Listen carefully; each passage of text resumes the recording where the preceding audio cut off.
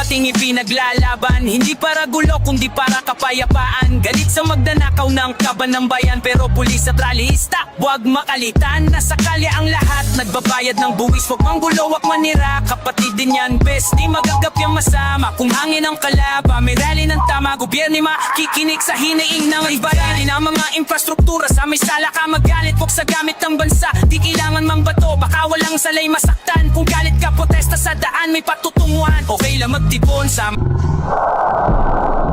sa laban, sa kapayapaan. Para sa bayan, baguhin ang sistema, tapusin ang korupsyon. Na tayong pumpahin ng tubig sa kalsada ng bumbero.